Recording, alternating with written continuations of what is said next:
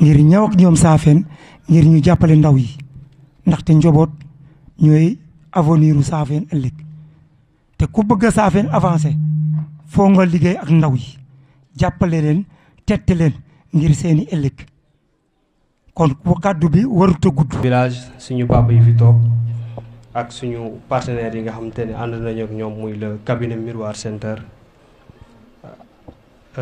2S Pro ak A3S donc muy la personne de Mariama Cissé ak Amadou Sow donc comme que dañ xaw a perdre temps bu baax dañuy jàll sur le vif du sujet donc tur bi Baye Serigne Lo Gaydel la je suis le représentant du cabinet Miroir Center donc yaakaar naa ku nekk xam na solo bés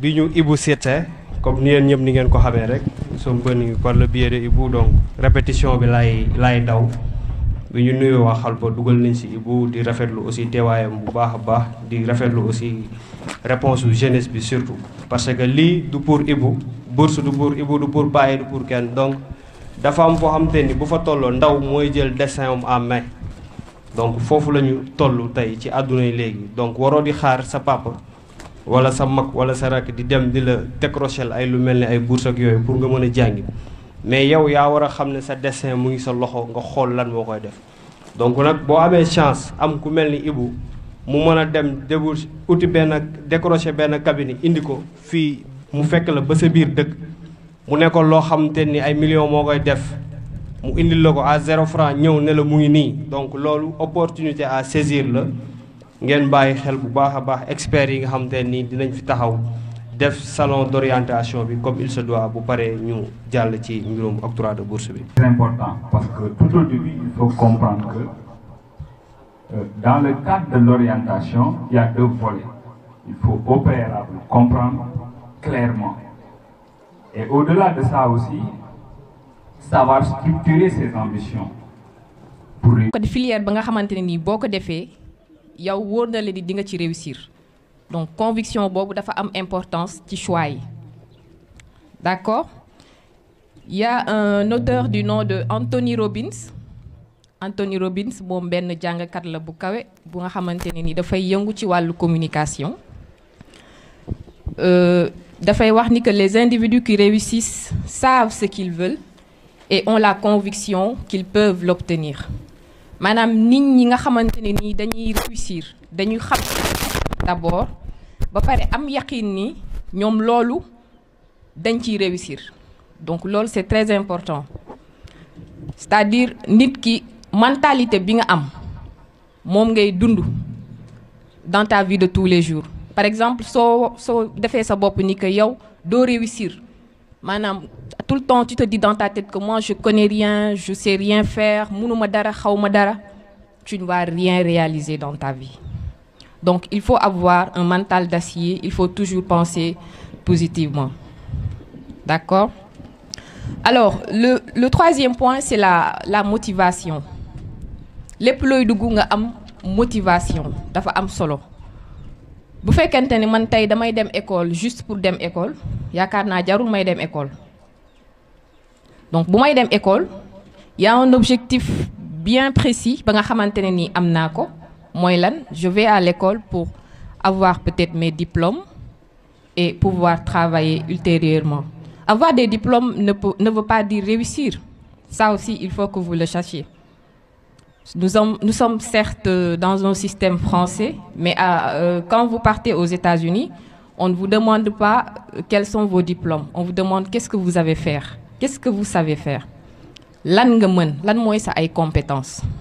Donc foofu diplôme fooru fa. Diplôme fii la fooree peut-être Sénégal parce que ñun on dépend de la France.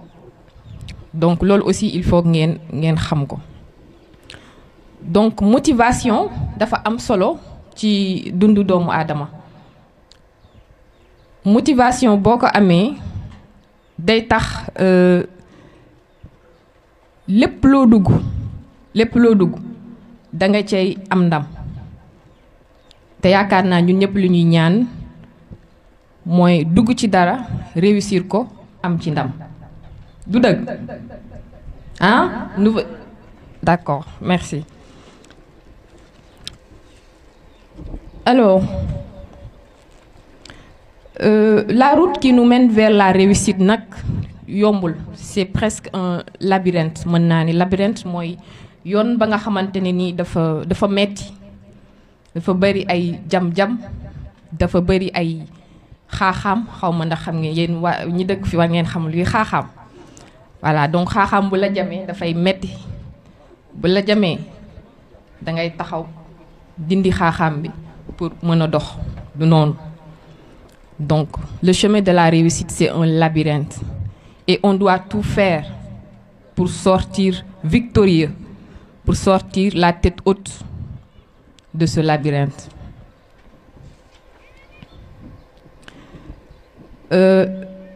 Toujours Anthony Robbins, cet auteur qui a quand même écrit pas mal d'ouvrages dans le domaine de la communication et du développement personnel, nous dit: les individus qui atteignent le sommet de la réussite suivent un chemin logique pour y parvenir. C'est ce qu'il appelle, lui, Anthony Robbins, la formule fondamentale de la réussite. Donc, il dit, la première étape de cette formule consiste à savoir ce que l'on veut. Donc, lola len don wax sank. La première étape de cette formule consiste à savoir ce que l'on veut. Nit ki da ngay xam li nga bëgg. La deuxième formule, donc, de cette... la deuxième étape de cette formule consiste à agir maintenant. Après avoir su ce que l'on veut, nous allons agir. Parce que si vous savez ce que vous voulez et que vous n'agissez pas, vos rêves ne seront jamais réalisés. Donc, si je vais traduire en Wolof, Anthony Robbins dafa ne nit ñi nga xamantene ni dañu bëgg réussir. Nit ñi nga xamantene ni dañu bëgg réussir, atteindre le sommet, dañuy suivre un chemin logique. Donc chemin logique bi mom la len don waxal sank moy manam première étape bi xam li nga bëgg d'abord, après nak nga agir pour atteindre tes objectifs. Donc lol c'est quelque chose de très important également parce que bo xamé li nga bëgg ba paré tok croiser say bras nan duma def dara sama papa amna xaliss sama yaay amna xaliss je m'en fous buma maggé dinañ ma dimbali. Mais sa papa ak sa yaay, ils vont pas vivre avec toi éternellement. À un moment donné de la vie, dañuy dem. Légui yow nak ya wara jël sa destin en main comme niko mon frère waxé won tout à l'heure.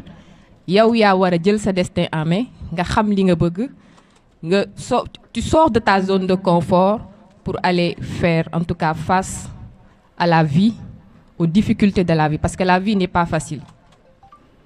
La vie n'est pas du tout facile. D'accord? Man mi di wax ak yéen, j'ai eu un parcours très difficile. Un parcours très difficile. Mon papa est décédé en 2009, pendant que j'étais encore très jeune. Je venais d'avoir mon BFM. Ma maman était juste une simple ménagère. Bon, elle était professeure d'arabe auparavant, mais mon papa lui avait dit de ne pas aller à l'école, de rester à la maison pour s'occuper des enfants. Donc, elle avait resté son job, elle s'occupait de nous. Et quand papa est décédé, c'était très difficile. Juste pour percevoir la pension, c'était difficile. Et mon père avait 3 femmes. Donc, vous imaginez bien. Une pension d'un enseignant pour 3 femmes. Vous imaginez ce que cela veut dire? Très bien. Donc, j'avais des frères et des sœurs avec qui je partageais la même mère, le même père. En ce moment-là, j'étais très jeune. Je ne pouvais rien faire pour mes petits frères de même mère et de même père.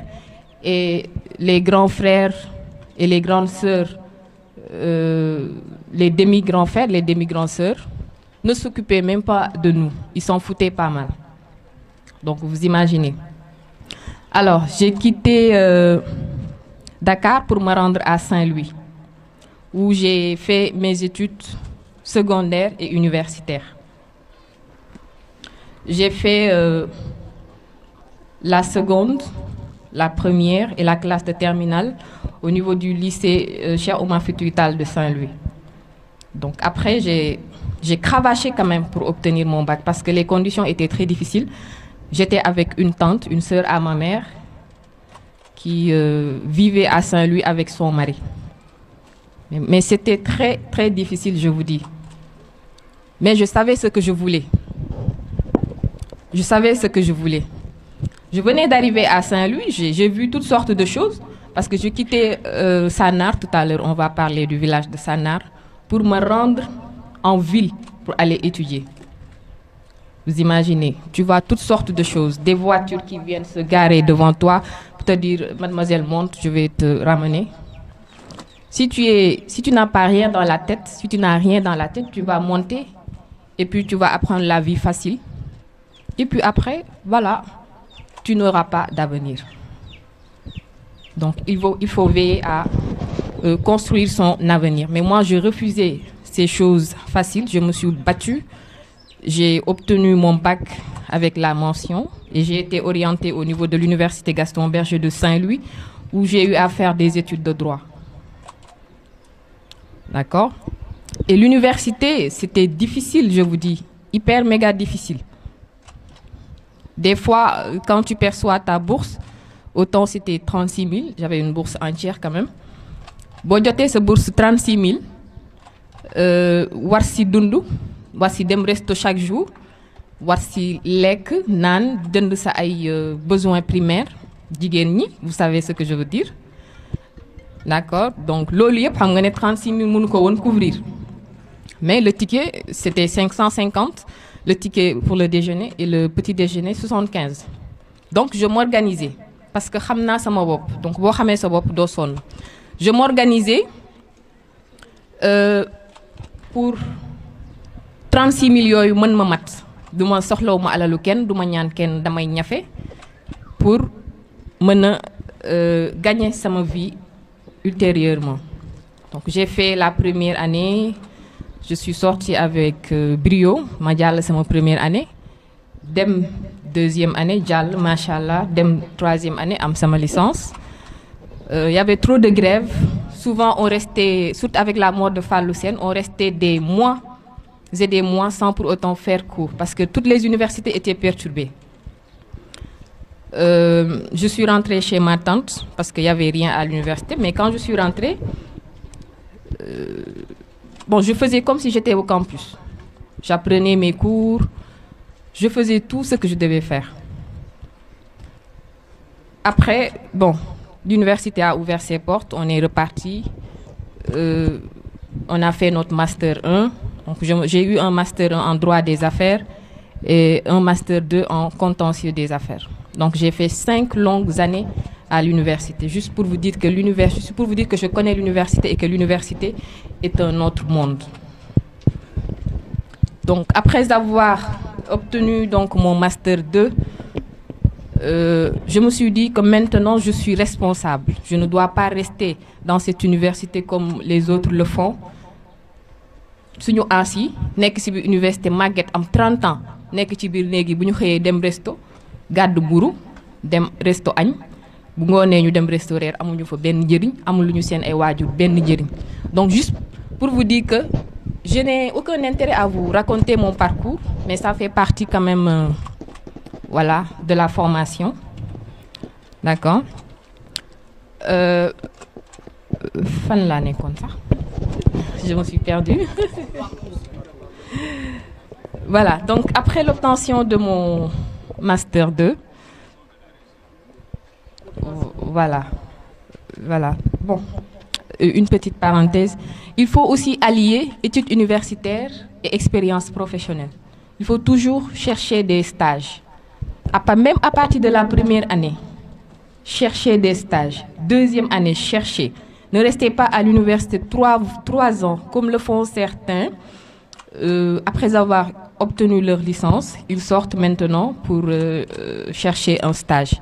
Mais personne ne va vous prendre. Vous êtes resté 3 ans à l'université sans avoir même pas un stage. C'est inadmissible.